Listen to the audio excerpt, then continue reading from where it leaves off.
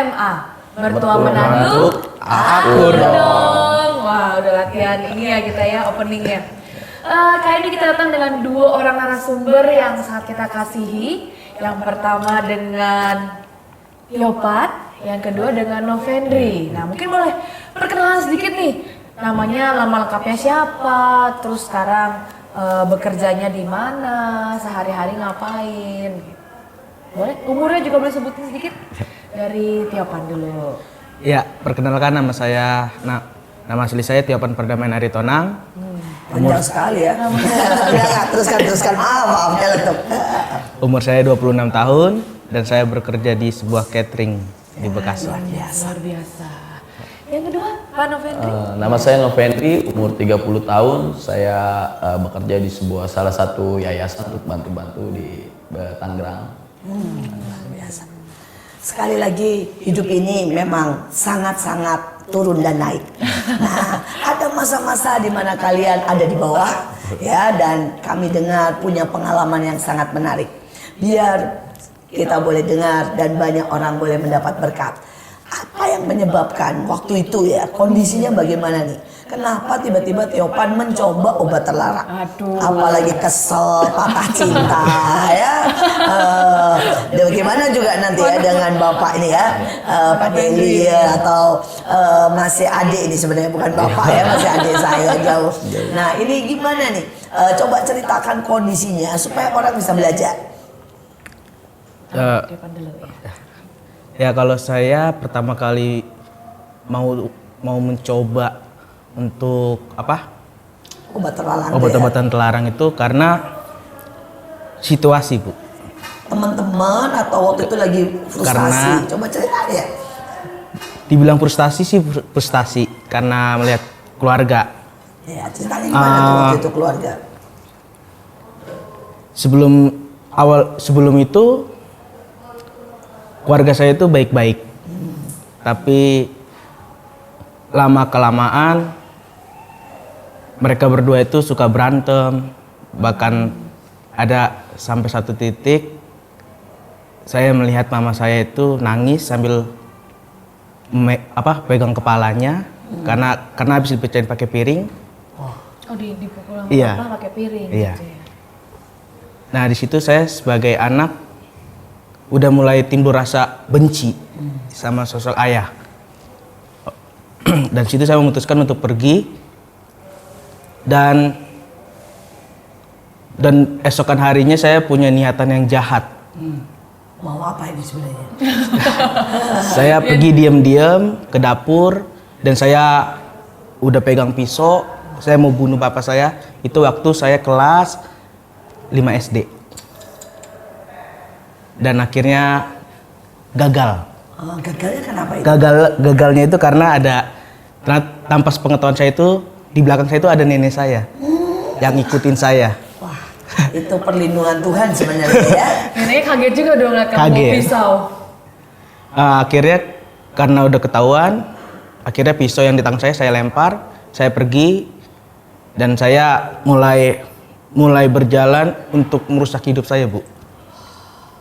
Awalnya itu mulai saya pun kenal rokok, terus minum-minuman keras, dan bahkan singkat cerita, mama saya itu dilarikan ke rumah sakit. Karena apa? Karena dipukul Bapak? Mungkin karena terlalu parah di bagian kepalanya. Oh, yang bekas yang piring itu. Iya. Akhirnya saya nggak tahan ngelihat mama saya di rumah sakit. Saya pergi, besokannya saya dapat kabar kalau mama saya udah nggak ada. Meninggal. Benar-benar karena bekas yang itu. Iya. Di situ saya benar-benar hancur dan kecewa sama bapak. Dan saya memutuskan untuk merusak hidup saya. Dari rokok, minuman keras, bahkan saya mulai mencoba untuk minum obat-obatan. Pada waktu itu apakah kamu tidak berpikir bahwa kalau kamu merusak hidupmu itu semakin menyakiti mama? Dulu saya belum ke sana, Bu, pemikiran. Sebuah peristiwa yang sangat mengenaskan. Tetapi ini adalah pelajaran buat kita semua. Orang tua seberapapun dalam keadaan marah, emosi, jangan sampai kita saling melukai. Jangan sampai perkataan kita saling melukai. Jangan sampai kita menghancurkan hidup anak-anak kita, keluarga kita, istri, suami yang kita kasihi. Apalagi kalau kita sampai bermain tangan ataupun melakukan kekerasan. Karena efeknya bisa sangat panjang. Tapi buat semua anak-anak dimanapun, pada waktu engkau melihat orang tua dalam keadaan yang seperti itu, saya harap engkau berpikir bahwa kalau engkau merusak hidupmu, engkau merusak masa depan, tapi juga makin menyakiti orang tuamu. Saya belajar dan kita semua belajar dari peristiwa ini, sebuah peristiwa yang sangat menyakitkan pasti. Bagaimana sekarang dengan Pak Deli? Ya. Kalau saya kenal hampir sama sih kejadiannya, karena saya dari keluarga yang broken. Orang tua sudah pisah sejak umur saya 13 tahun, waktu itu saya masih SMP, dan juga saya jatuh di pergaulan yang salah waktu itu Ibu. Di umur 16 tahun saya sudah mengenal narkoba jenis ganja, waktu itu masih jenis ganja, karena kebetulan juga saya berada di lingkungan semua mayoritasnya para pengguna. Waktu itu emang di tahun 2006-2008 ganja itu lagi tenar lagi. Ya. Jadi udah begitu saya punya kalau ibaratnya abang-abangan lah. Jadi saya bermainnya sama abangan saya, dan kebetulan dia bandel ganja juga. Jadi dari awal coba udah gitu gratis tuh. Jadi kan enak. Jadi dari situ saya ketagihan sama yang namanya ganja, karena emang gratis saya waktu itu. Kalau waktu itu juga nggak gitu mahal kalau ganja. Dia muncak-muncak di tahun 2014 ketika saya sudah kerja. Saya kebetulan masuk ke tempat hiburan malam di salah satu PIK Pantai Indah Kapuk, udah ternama juga. Dan dari situ saya kenal juga yang namanya narkoba jenis sabu. Karena saya juga nggak tahu kenapa mayoritas ternyata orang pekerja, nggak semuanya ya, tapi rata-rata orang kerja malam dopingnya seperti itu. Jadi saya dari coba namanya sabu, akhirnya saya pikir enak. Kalau dulu mungkin saya pikir enak karena buat saya kerja, atau saya juga berpikir untuk melepaskan ya beban-beban keluarga lah gitu Bu. Jadi saya pikir saya menikmati di lingkaran narkoba. Mahal itu Bu, mahal. Jadi ya itu nanti berdampaknya parah kalau sabu itu benar-benar parah, karena emang harganya mahal. Dia itu dulu waktu 1 G atau 1 gramnya itu dulu masih pasang 1,3. Ya paling kalau paketan kecilnya itu 200.000, sekitar 0,2 gram. Sekali Itu paling kalau sendiri cuma 15 shoot. Dia kayak rokok kan, ada alatnya, ada bong segala. Jadi cuma paling 15 shoot itu. Nah ya itu berawal sampai akhirnya 2019 saya udah capek lah sebenarnya, udah males. Akhirnya puji Tuhan saya bisa lepas dari. Sembari terus cerita boleh diambil dari nikmati. Silakan harus ada yang obrolan meja makan. Mari makan. Mari. Tapi balik nih, ini kan sudah sampai syabu ya, dan sampai begitu terikatnya dan menghancurkan semuanya. Kalau Tiopan waktu itu setelah sampai di situ ya, setelah itu pertama kali apa nih obat bius sampai obat terlarang? Saya pertama kali itu nyoba ekstasi. Oh, justru nyobanya ekstasi. Ini gratis, kalau itu dari siapa ini? Kalau saya dari teman-teman. Teman-teman. Berawal. Bisa ketemu temennya emang bandar atau? Iya. Wah. Rupanya mereka menjalan di mana-mana ya, dari bawah sampai atas, di mana-mana sepertinya sebegitu mudahnya dapat ekstasi dan semua barang-barang itu ya. Iya. Nah, terus seberapa parah waktu itu Tiopan? Mari Pak. Ini. Awal itu saya kelas 6 SD itu mulai pakai ekstasi. Sampai SMP saya berencana mau coba ngejual. Akhirnya saya dikenalin sama teman di Jakarta. Dia ini anak buahnya bandar terbesar yang udah dieksekusi. Nah, hari itu kamu mulai nih dapat uang gampang ceritanya. Gampang. Nggak cuma make tapi jual sekarang. Iya. Sehari atau sebulan kira-kira dapat berapa waktu itu?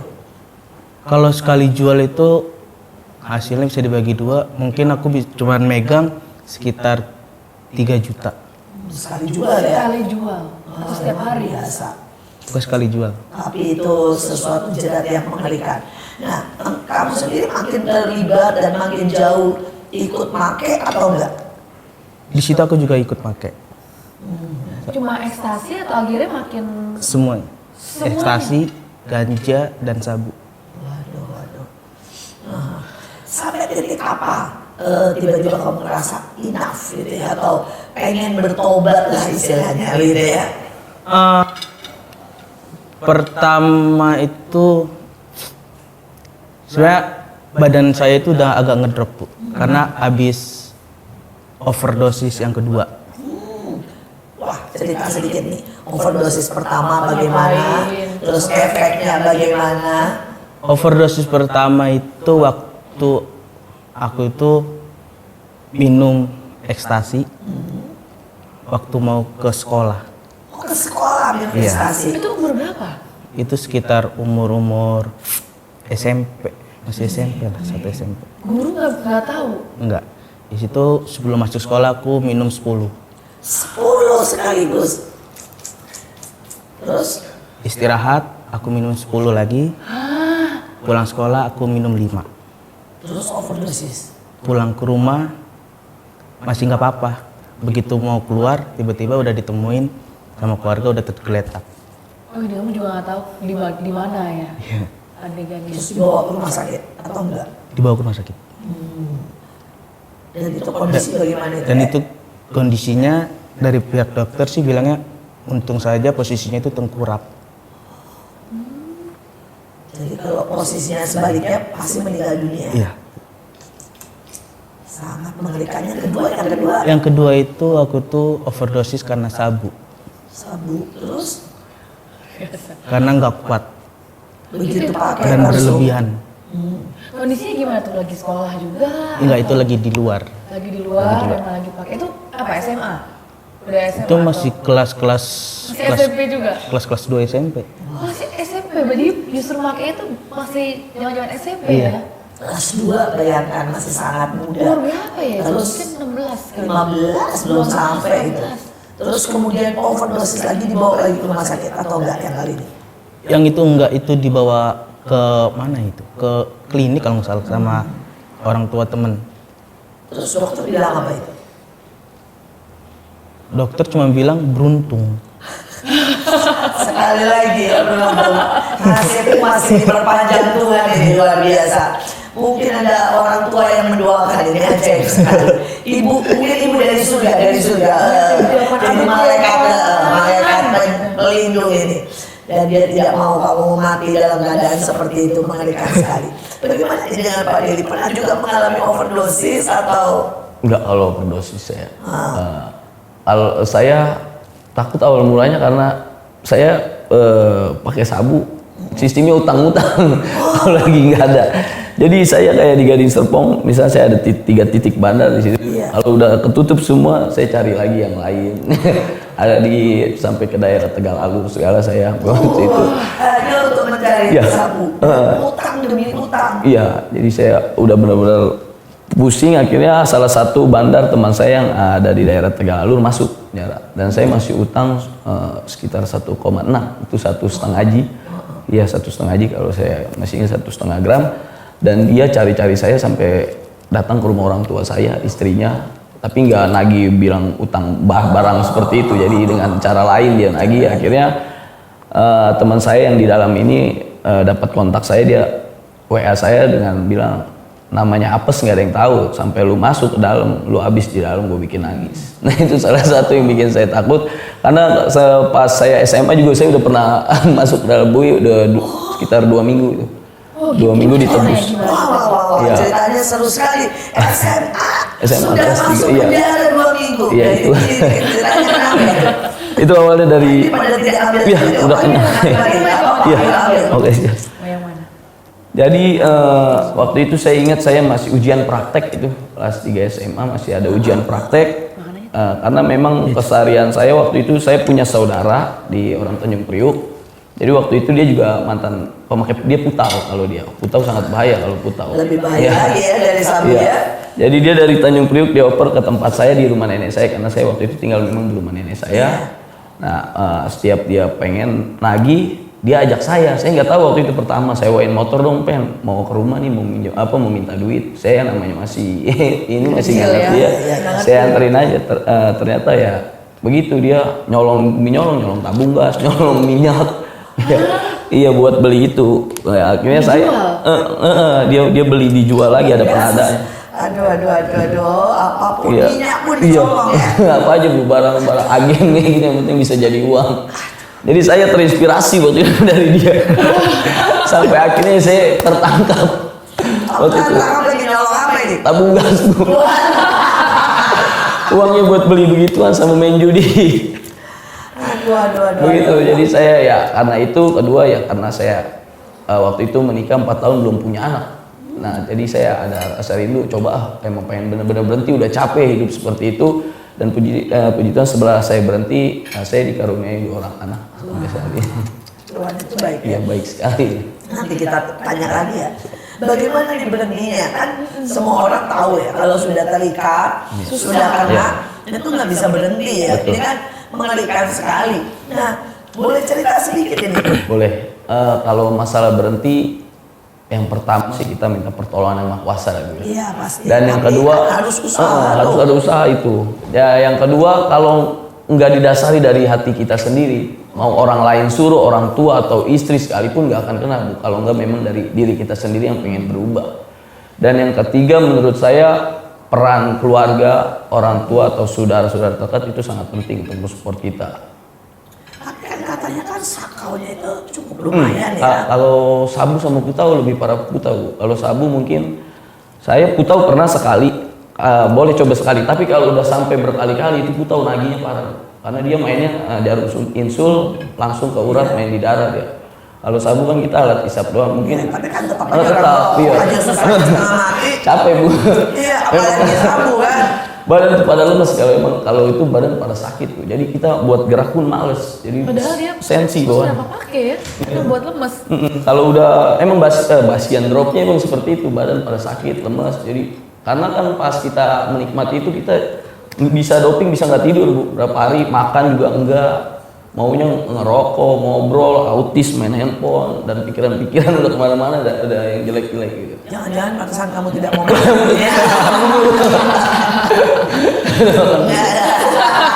Ya nggak apa-apa, makan lagi masih kurus begitu loh ya.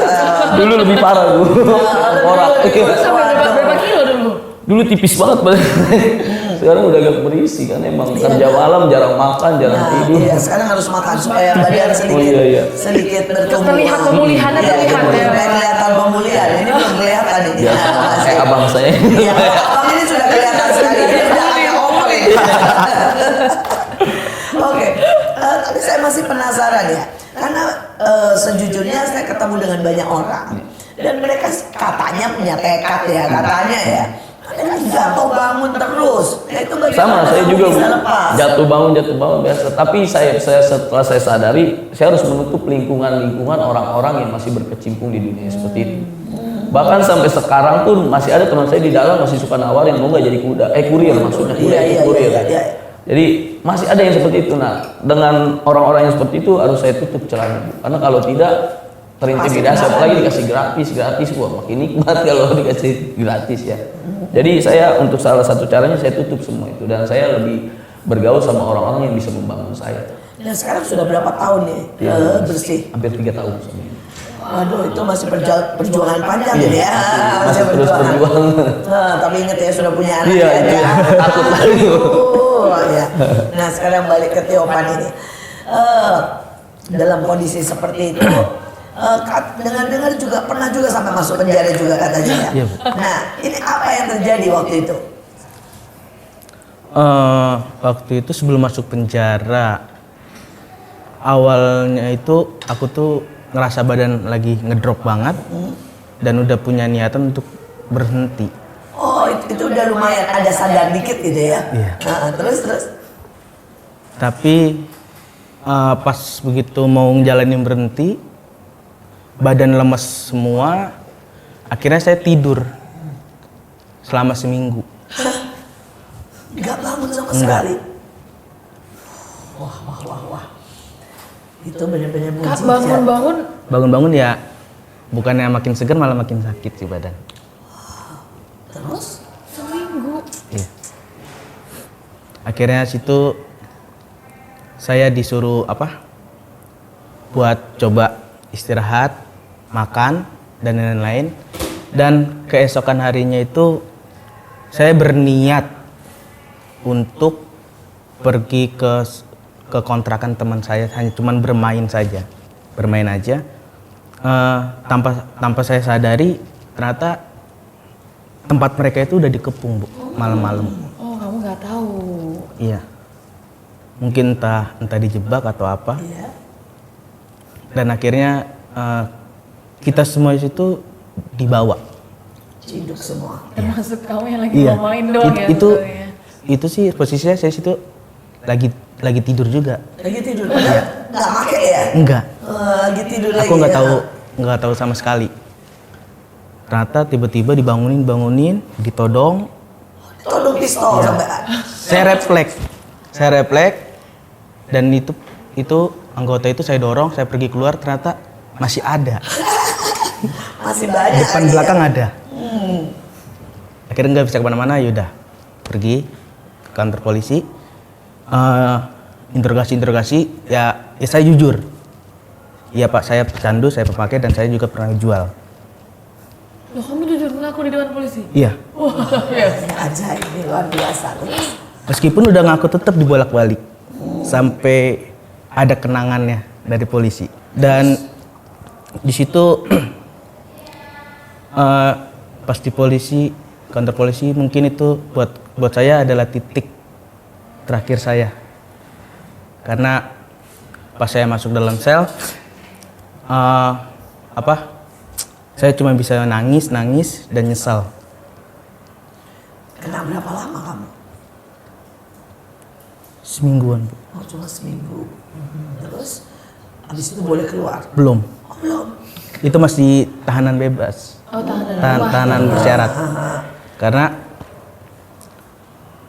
saya juga nggak tahu kenapa pas saya lagi dicek urin dan segala macam, Nggak ada kandungan. tiba-tiba hasilnya itu negatif. Wah, Dan mereka semua juga bingung. Tuhan itu sangat baik. Padahal Ya. kamu udah ngomong ngaku Iya. ya. Teman-teman yang lain ngaku atau enggak? Mereka ngaku Tapi mereka Au. positif. mereka. Cuma kamu yang Iya. negatif. Dan akhirnya dikasih keringanan, Terus kamu bebas itu. bebas tapi mesti ngapel. Selama berapa lama itu? Kurang lebih itu sekitar 2 bulan. Bu. Tapi apakah habis itu tidak ada efek di badan? Maksudnya masih pengen minum, masih pengen make. Awalnya ada, cuman saya berusaha buat lawan. Saya berapa tahun nggak mau keluar rumah dulu. Sampai di dalam rumah. Iya, karena Sengaja. takut. Kalau ketemu orang, ditawarin gitu ya. Berapa lama itu? 1,5 2 tahun bisa. Jadi hanya di rumah saja. Jadi total berapa lama kamu sudah bebas dari narkoba? Dari itu sampai sekarang sih. Iya. Itu umur berapa? Sekarang umur Itu sekarang umur 26. 6? Itu mungkin aku berhentinya sekitar umur 23.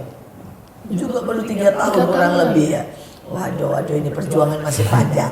Tapi kita sampai di sini dulu karena kita akan sambung lagi dengan cerita yang luar biasa.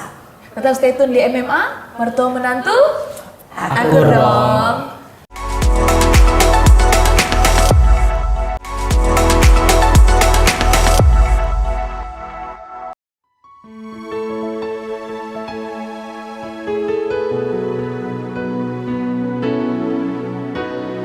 Tiada pernah ku ragukan kasih setiamu ya Tuhan. Setiap waktu dalam hidupku tak pernah kau tinggalkan. Meski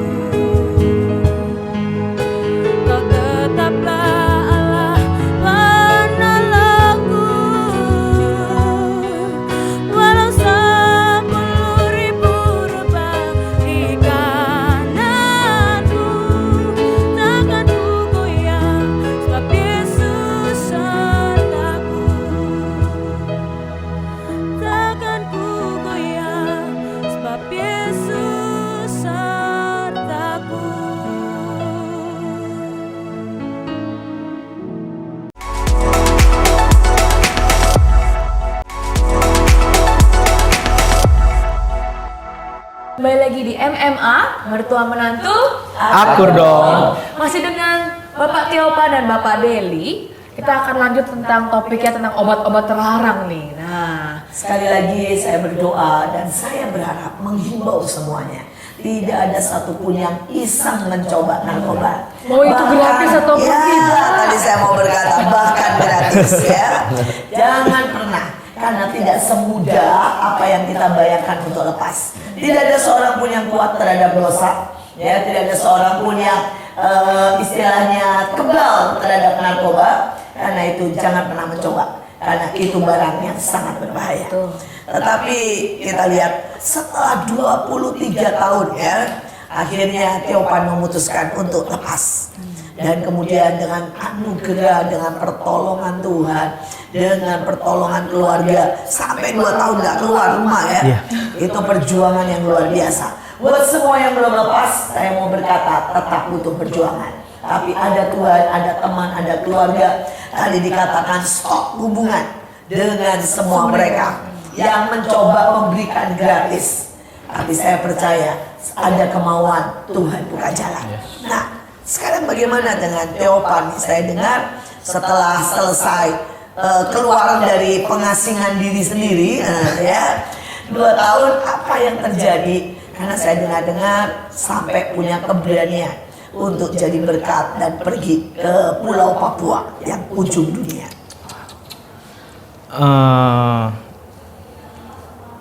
Dari Keluar.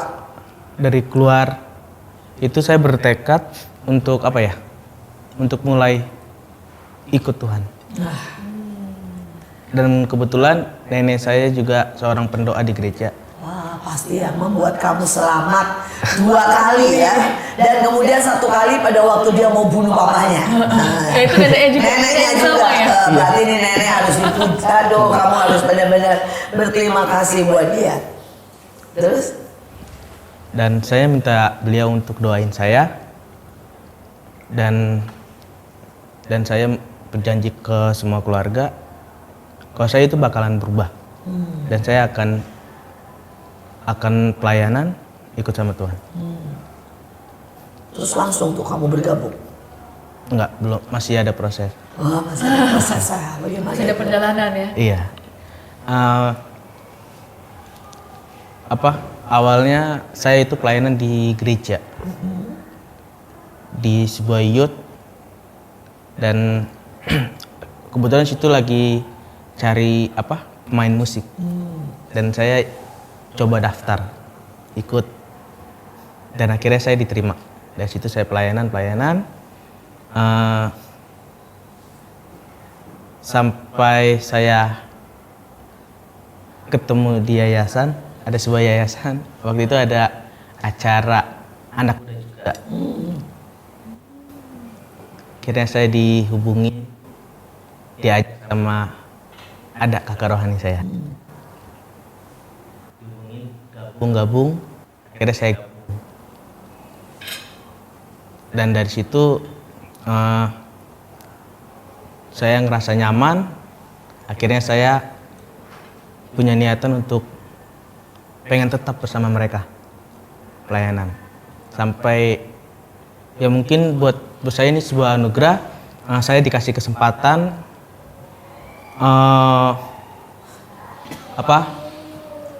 Pergi ke Papua.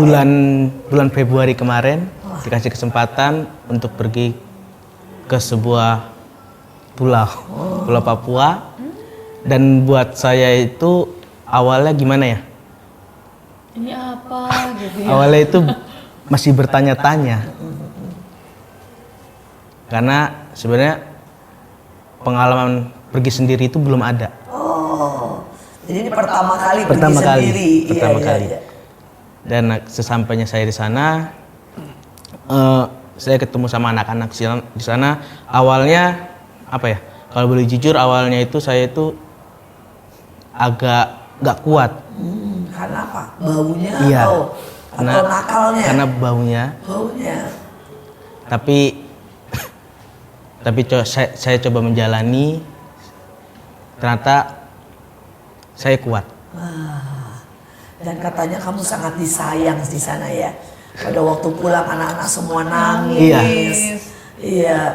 Apa yang kamu buat sampai anak-anak itu semua nangis? Apa ya?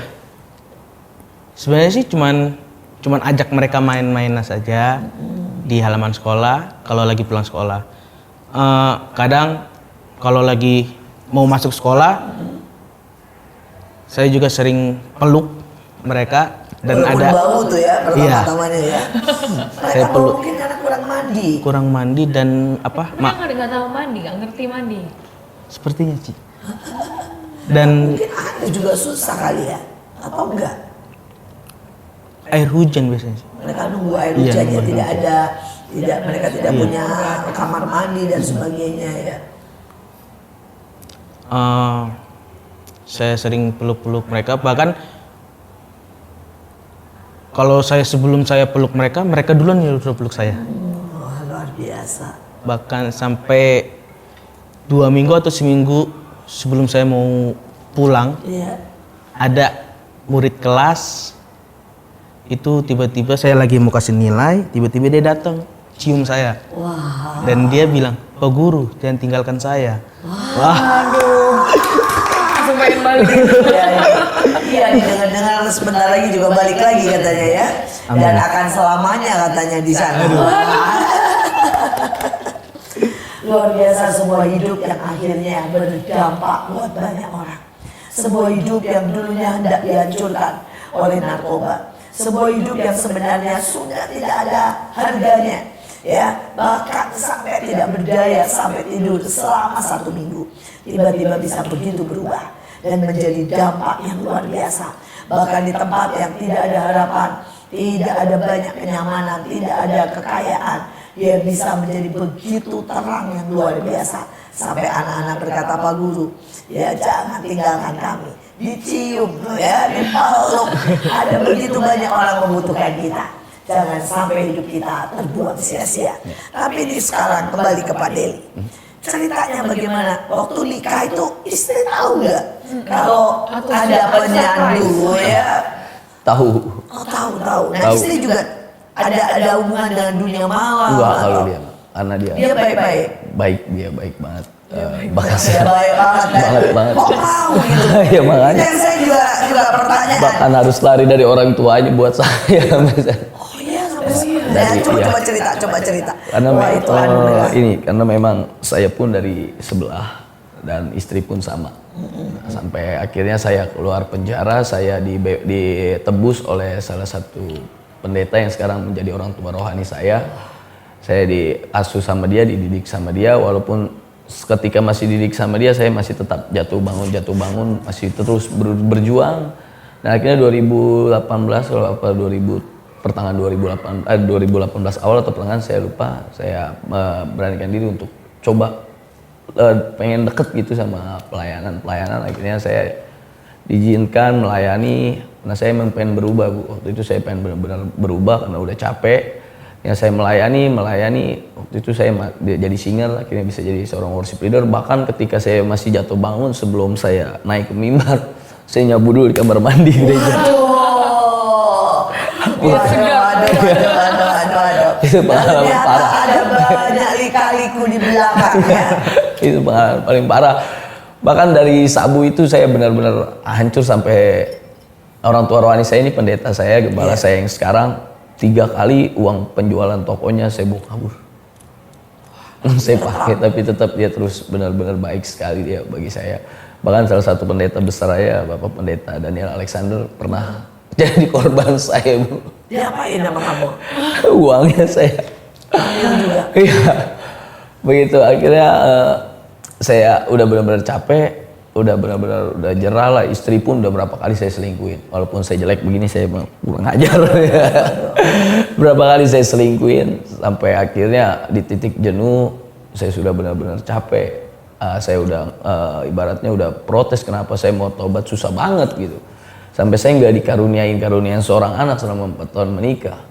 Akhirnya ketika di akhir dari 2018 mau awal ke 2019, saya benar-benar udah di titik jenuh saya udah mau lepasin semua. Akhirnya Tuhan izinkan saya tanpa modal sedikit pun saya bisa berangkat ke tanah perjanjian yang kedua kali. Di Dua kali ya sudah 2014 sama 2019. Di 2019 saya benar-benar minta ampun sama Tuhan waktu saya di sana. Saya benar-benar udah mau stop Tuhan. Saya udah nggak mau main sama yang lingkaran terjerat narkoba kayak gitu. Saya udah capek ibaratnya.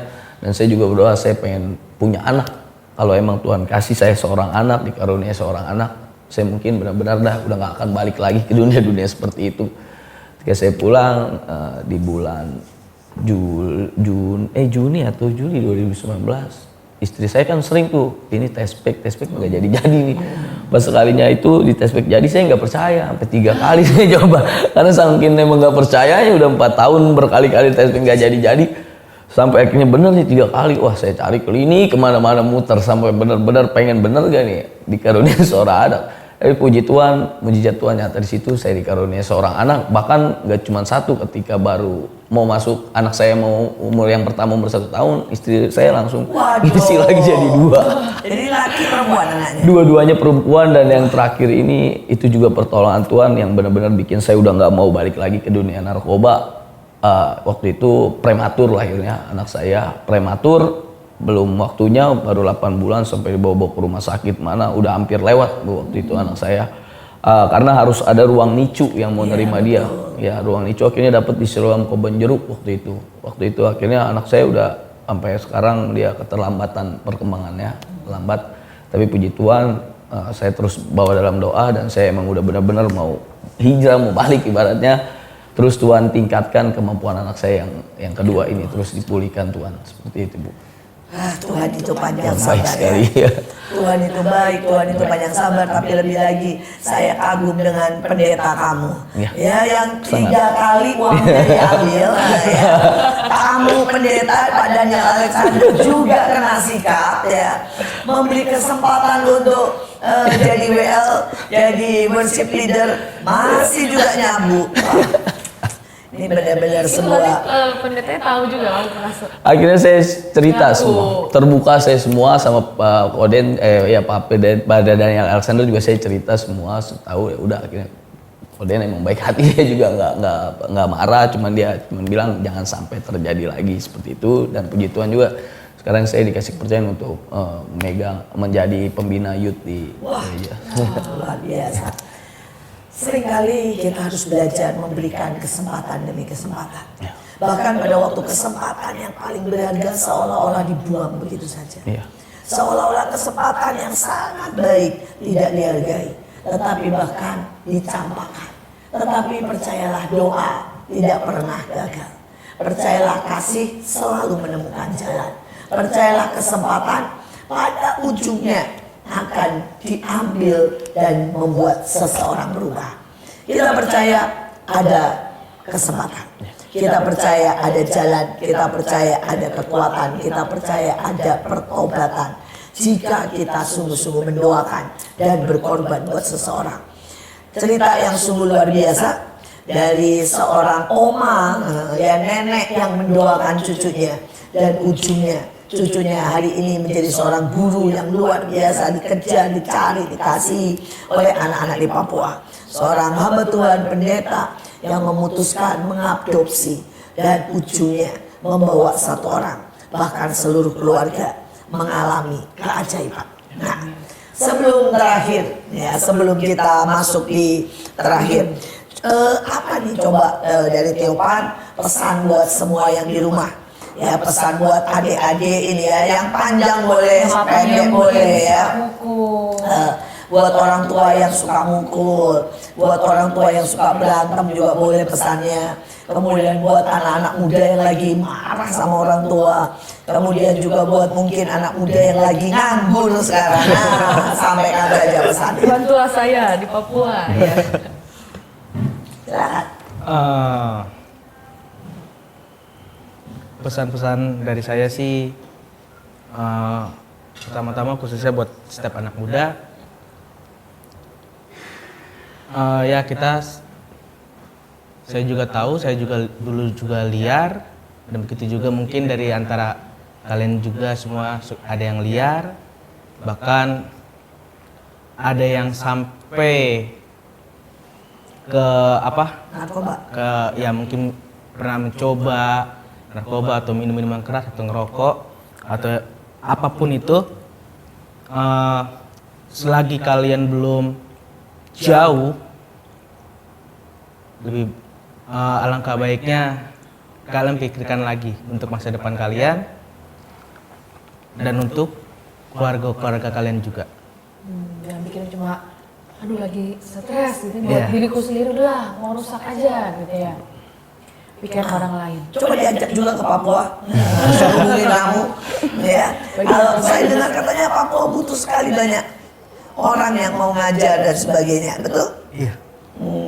Ada begitu banyak juga di pelosok-pelosok yang belum terjangkau ya. Ajaklah lewat ini, siapa tahu ada banyak Kalau yang ada yang mau. mau ikut, nah Mungkin kalau teman-teman ada yang mau ikut ke Papua, sangat diperbolehkan. Sangat diharapkan lah ya. hubungin saya. Hubungi saya ya. Oke, nanti bisa hubungi lewat acara ini dan kita percaya ada banyak anak muda yang bisa jadi berkah di Papua. Nah sekarang Pak Deli, boleh sampaikan apa saja nih kepada jemaat, kepada banyak orang, kepada mungkin anak muda, tapi juga pada youth pastor. Nah sekarang kan udah youth pastor ini ya. Kalau menghadapi anak-anak muda yang seperti masa lalu ya. Iya. Untuk mungkin yang belum pernah coba jangan sampai coba ya, tadi Ya, udah iya, dibilangin betul, jangan. betul. Karena kalau sudah masuk di jerat narkoba itu sulit banget untuk keluarnya Ya, ya. betul. Jadi jangan sampai yang nyoba-nyoba, kalau memang kita ada kecewa sama orang tua sekalipun, keluarga sekalipun, kalau lari ke narkoba bukannya benar tapi malah hancur itu. Karena cuman sesaat, efeknya itu cuman sesaat, percaya. Tapi kehancuranmu udah di ujung mata sebenarnya. Nah, jadi untuk yang mungkin masih nyandu, kita harus tetap berjuang, masih harus tetap banyak berdoa, masih harus tetap percaya kalau kita orang-orang yang telah hancur sekalipun masih bisa berguna kalau kita benar-benar niat untuk berubah dan kembali ke jalan yang benar. Dan untuk mungkin pesan buat orang tua, mungkin kita percaya orang tua bekerja mati-matian untuk anaknya, untuk masa depan, untuk anak-anaknya, tapi ingat juga harus ada waktu untuk anak-anaknya.